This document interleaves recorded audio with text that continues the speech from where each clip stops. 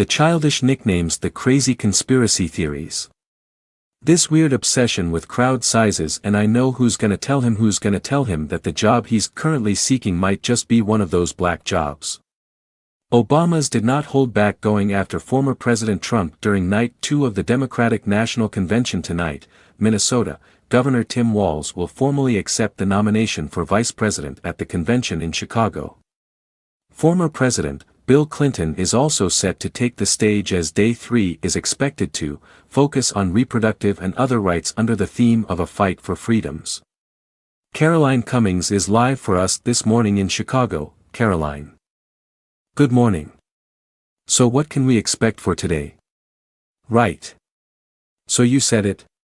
Well, we will hear from, Governor Tim Walz.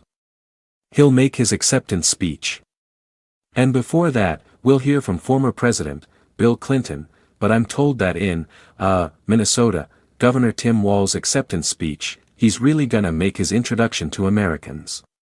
A new poll found that 4 in 10 don't really know enough about him to have an opinion about him. So this is a big stage to Democrats here in this room. But Americans watching at home to let them know what he brings to the table. He's gonna talk about his background. He grew up in a small town before enlisting in the Army National Guard.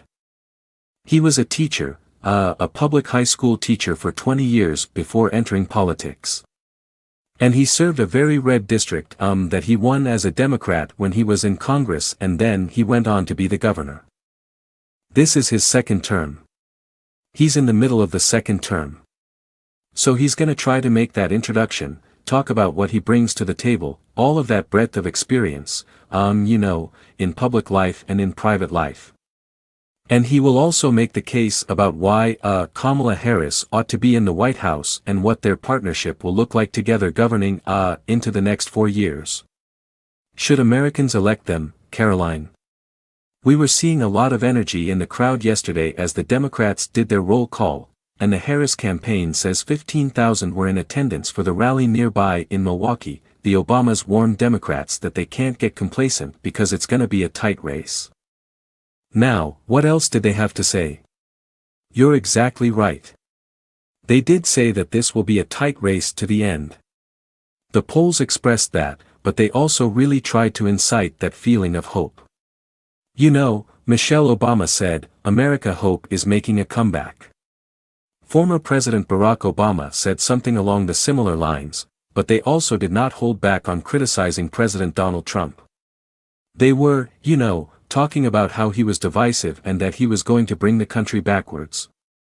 And for President Barack Obama said, we've seen this film before. Those were his words describing the former president and his previous term. And he said, the sequels are usually worse.